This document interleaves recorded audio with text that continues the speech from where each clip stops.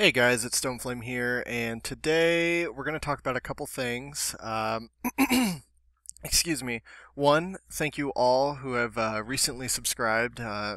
Really exciting time for me. It's obviously going from 380 subs to 480 is quite a monumental thing, and it just brought to my attention, I guess, that there's probably other people just like myself who are posting really great gameplays, possibly great commentaries, and it's you just look like a drop in the bucket because maybe your view count isn't high, and I know that that's sometimes that's a reason I click on videos, to be honest.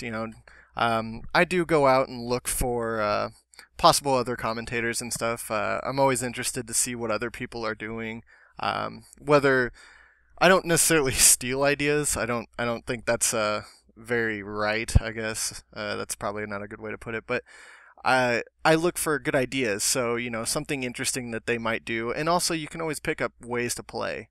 Um, that's one of the things I wanted to talk to you guys about today. Anyways, just real quick.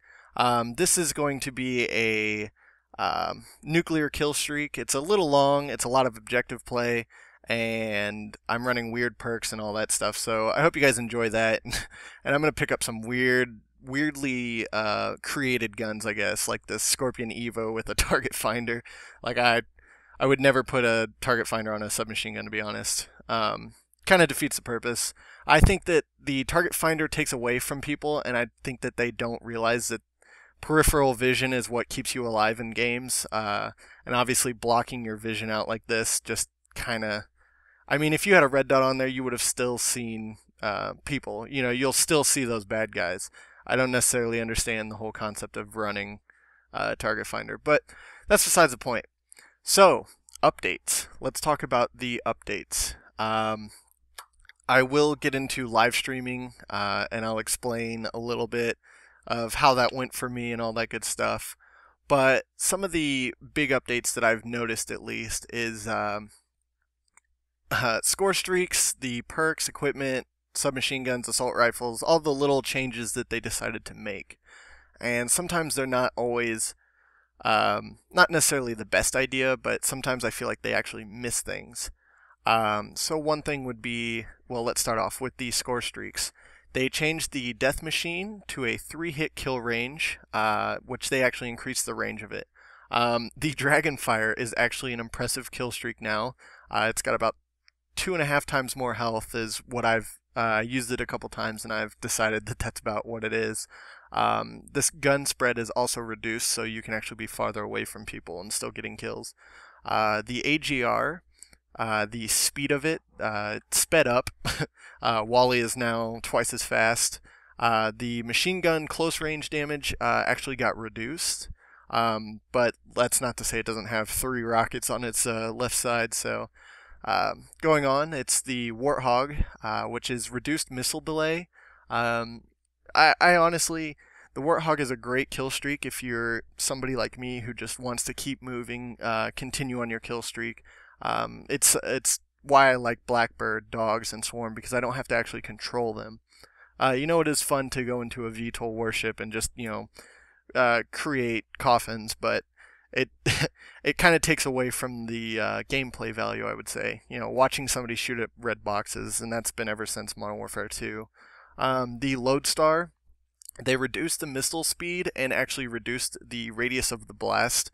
The reduction for the missile speed is actually to help us hit our targets, because those things were just coming out way too fast.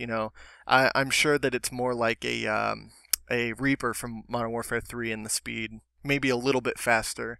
And the last thing that I don't really agree with, they've turned down the respawn delay, or I'm sorry, they've turned up the respawn delay for the Swarm. Now, that's not, I feel like that's not all fair, in all fairness, because you can run blind eye and get away with not getting killed by a Swarm as long as you don't, hug your teammates. So that's my thoughts on that. Another thing, or moving on, I guess, the perks, they've completely made it to where EMP grenades no longer affect you if you have hardwired. There was a point in time where it would still cause you to stop, which was, I mean, I hardly ever ran hardwired, to be honest. For equipment, they've changed the trophy system to have more range, which I actually believe was necessary. And that's coming from somebody who chucks EMP grenades all the time. But that's besides the point. Let's see. Moving on. All the submachine guns, all of them, have reduced range as well as running a silencer. I think the silencer is actually going to reduce range now. As far as assault rifles are concerned, they've reduced the idle sway of all of them, which I think is kind of annoying. The M27 got a little bit of a buff, so they increased the 4-hit kill range. The Type 25 has a reduced amount of bullets to headshot kill at all ranges. They slightly reduced the maximum hipfire spread, so it can actually be hipfired. The Scar, I believe, is one of the best guns in the game now. Has a increased range for 3-hit kills, and it's now got a maximum amount of bullets to actually kill is now 4. The SWAT, the penetration for the SWAT was changed from a medium to a large, so now you can basically shoot through anything with it. It's got a reduced burst delay, so now it shoots a little bit faster, and the maximum amount as well is also 4. The TAR got an increased range for a 3-hit kill. The SMR has a slight increase to damage, which compared to the FAL didn't really stand too much of a challenge. So it got a little bit of that, and it also got a multiplier increase at long distance. And finally, the FAL and Select Fire has too much recoil for stupid people to use. Also, if you're hip firing it, it's also been increased. The light machine guns, which I love, their ADS in and out time has also been reduced. So if you run a quick draw now, you can actually win gunfights. And finally, the 1216 got a slightly increased short range damage, and the Executioner obviously was the shittiest gun in the game, and it still pretty much is, but it also got a buff. But through all these things that I've been reading to you and talking to you about, I guess, the one thing I noticed that I missed, and I remember seeing something about it from David Vonderhaar, is that the Remington did not get a buff or anything. It didn't at all get changed. And that's kind of disappointing. Now, and on Twitter, he said that it has the... he wouldn't change it because the KD for the gun, people's average KD for it was about a 1, so it didn't seem to make mathematical sense to do it. But, hey, I still think that gun's annoying as hell, so I think that it should have gotten changed, and speak of the devil, I got killed right there. So I hope you guys enjoyed this commentary. I hope you guys enjoyed the gameplay. Thanks for watching. Peace.